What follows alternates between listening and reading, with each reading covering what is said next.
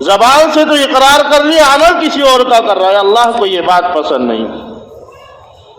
جب اقرار کیا، دل و دماغ میں اس کو جما لیا، بسا لیا، اور اللہ کے رسول کے پیغام کو مان لیا اور اللہ کے حکم کو مان لیا، تو دنیا والے کچھ بھی کہتے رہے، عمل کرنا ہے۔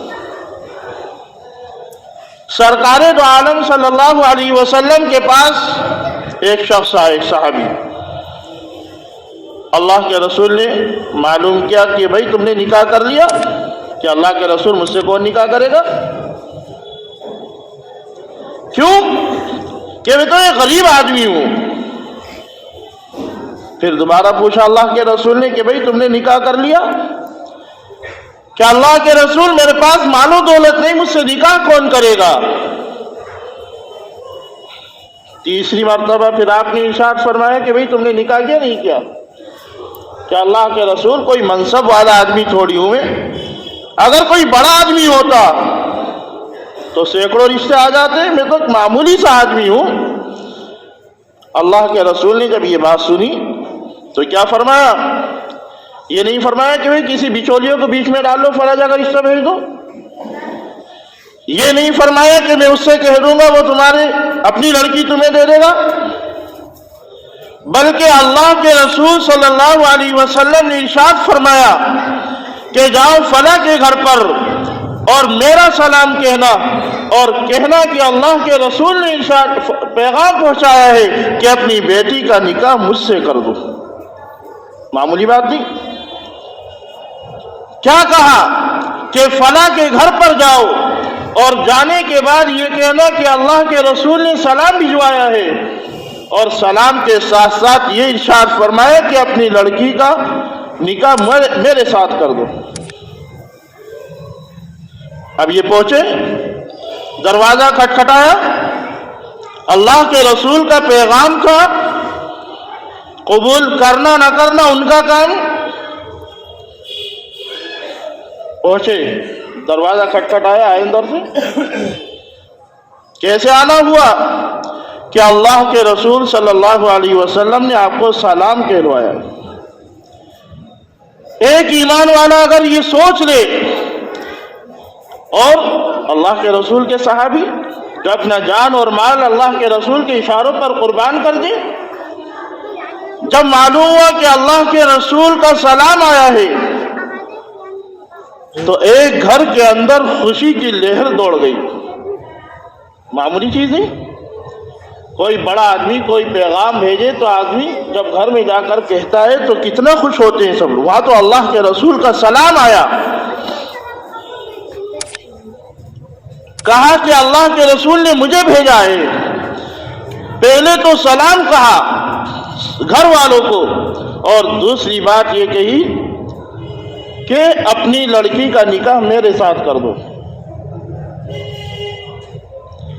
کہا کہ ٹھیک ہے، لڑکی کا باپ تو ہوں میں، لیکن ماں سے مشورہ کر لوں۔ ٹھیک ہے، جب میاں بیوی نے آپس میں مشورہ کیا تو لڑکی نے سن لیا کہ اللہ کے رسول کا حکم آیا ہے، اور یہ دونوں سوچ و وچار میں فیصلہ کر رہے ہیں۔ تو اس زمانے کی لڑکیاں کہا کہ اذا قضى الله ورسوله امرا ان يكون لهم الخيار، جب اللہ کے رسول کا پیغام آیا ہے تمہیں سوچ و وچار کی ضرورت نہیں، وہ جانے اور اللہ کے رسول جانے، جو اللہ کے رسول کا حکم آیا اس پر تمہیں لبیک کہنا ہے۔ تم بھی تو اللہ کے رسول کے امتی ہو، اللہ کے رسول کے پیغام کو ماننے والے ہو، تم نے اللہ کے رسول کا کلمہ پڑھا، تم بھی اللہ کے رسول اللہ کے ماننے والے ہو۔ کہاں گئی تمہاری چیزیں، کہاں گئی تمہارے اندر کی باتیں کہ نہ انہوں نے تجارت کو دیکھا نہ لڑکے کو دیکھا اس طریقے سے، اور کہا کہ اذا قضى الله ورسوله امرا ان يكون لهم الخيار، کہ جب اللہ کے رسول کا پیغام آ گیا تو کیا کیا جائے؟ فوراً اس پر لبیک کہہ دی جائے، کر دی جائے شادی۔ نہ مکان دیکھا، نہ خاندان دیکھا، نہ مال و دولت دیکھا، کہ اللہ کے رسول کا پیغام ہے، اور اللہ کے رسول نے قیامت تک انسانوں کے لیے کہہ دیا کہ جب پیغام اچھا مل جائے، لڑکی کے رشتے کے لیے، لڑکے کے لیے پیغام اچھا مل جائے تو نکاح میں دیر مت کرو۔ کیوں؟ حضرت ابو ہریرہ رضی اللہ تعالیٰ عنہ کی روایت ہے، سرکار دو عالم صلی اللہ علیہ وسلم نے ارشاد فرمایا کہ آدمی مال کی وجہ سے نکاح کرتا ہے، خاندان کی وجہ سے نکاح کرتا ہے، اور لمالہا چار خصوصیت ہیں جن سے نکاح کرتا ہے، مال و دولت کی وجہ سے، خاندانی شرافت کی وجہ سے، عزت و جلال کی وجہ سے، اور دینداری کی وجہ سے۔ آپ نے ارشاد فرمایا کہ سب چیزیں چھوڑ دو، دینداری کو ترجیح دو۔ سب چیزیں چھوڑ دو، دینداری کو ترجیح دو۔ آج کس کو ترجیح دی جا رہی ہے؟ مال و دولت کو ترجیح دی جا رہی ہے۔ آج کس کو ترجیح دی جا رہی ہے کہ بھئی لوگوں کے کہنے کی وجہ سے اچھے اچھے رشتے چھوڑ دیے جاتے ہیں۔ بھئی فیصلے تو اللہ تعالیٰ نے کیے، اللہ تعالیٰ نے سب فیصلے آسمان پر کر دیے۔ جب کوئی اچھا رشتہ مل جائے شادی میں دیر نہ کی جائے۔ یہ ماحول حالات جو بگڑ رہے ہیں آج کل کے، اور اولاد گناہوں میں ملوث ہو رہی ہے، نئی نئی طریقے کی بیماریاں آ رہی ہیں۔ اللہ کے رسول نے ارشاد فرمایا کہ جب بچہ شادی کے قابل ہو جائے شادی کرو، چاہے لڑکی ہو یا لڑکا ہو۔ اب آدمی شادی کرے تو کیسے کرے؟ پہلے تو اس کو منگنی کرنی ہے، پھر اس کے بعد اس کو منڈا کرنا ہے، پھر اس کے بعد سینکڑوں کھانے کرنے۔ ابھی تو شادی تو بہت دور کی بات ہے۔ اللہ کے رسول نے کہ ارشاد فرمایا برکت والا نکاح کون سا ہے؟ ان اعظم النکاح برکۃ ایسرہ، سب سے خرچ جس میں سب سے کم ہوگا برکت والا نکاح وہی ہوگا۔ ہم اللہ کے رسول کے پیغام کو مان رہے ہیں۔ فرمایا کہ جس نے میری سنت سے اعراض کیا وہ مجھ سے نہیں ہے۔ ہم سب اللہ کے رسول کی سنتوں سے اعراض کرنے والے۔ نہ منڈا کہیں سے آیا، نہ منگنی کہیں سے آئی، نہ بارات کہیں سے آئی، اور لڑکی والا جو کھانا دیتا ہے تو اس کا دل دکھتا رہتا ہے، اور ایسے آدمی کا کھانا بھی جائز نہیں۔ ہم کہاں پہنچے ہوئے ہیں؟ ہم خالی نماز روزہ حج سے ایمان والے نہیں بن گئے، بلکہ ہمیں معاملات بھی دیکھنے ہوں گے کہ ہمارے معاملات کس طریقے سے۔ اب تو بڑی رسمیں چل گئی۔ میں نے ایک چھوٹا سا واقعہ بتایا اللہ کے رسول کے پیغام کا۔ اذا قضى الله ورسوله امرا ان يكون لهم الخيار، جب اللہ کے رسول کا حکم ہے تو اس میں کسی کو چوچرا کی ضرورت نہیں۔ ایک لڑکی اپنے ماں باپ سے یہ کہہ رہی ہے آپ چل کے دکھاؤ۔ کیوں؟ دنیا کے پیچھے چلے گا تو کچھ نہیں کر سکتا۔ سوچ لے کہ اللہ کے رسول، اللہ کا کیا پیغام ہے ہمارے ساتھ۔ اگر اس پر مکمل طور پر چلے گا دنیا میں بھی راحت ملے گی، آخرت میں بھی راحت ملے گی۔ اللہ کے رسول نے فرما دیا جس نے میری سنت سے اعراض کیا وہ مجھ سے نہیں۔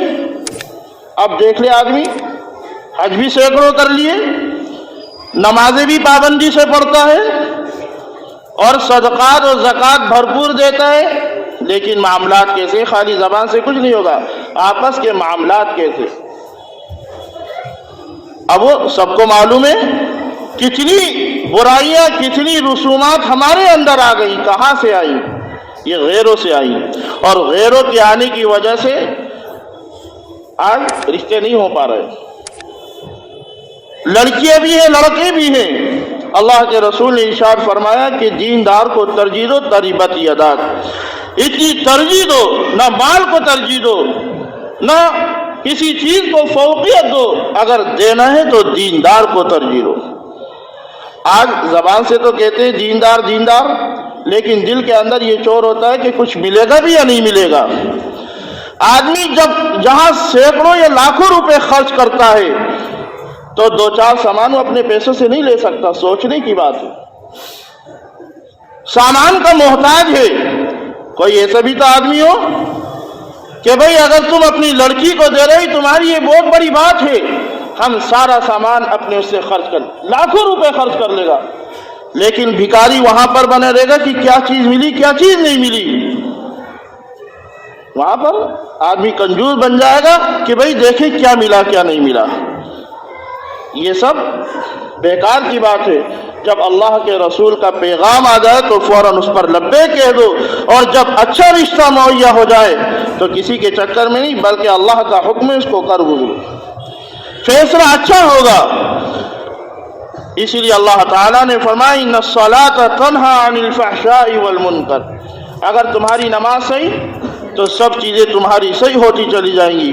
اگر نماز میں گڑبڑی ہے تو بھی یہ سب چیزیں گڑبڑی ہوتی چلی جائیں گی. اپنی نماز کو درست کر لو, سب چیزیں درست ہو جائیں گی. اللہ تعالی ہم سب کو صراط مستقیم پر چلنے کی توفیق عطا فرمائے.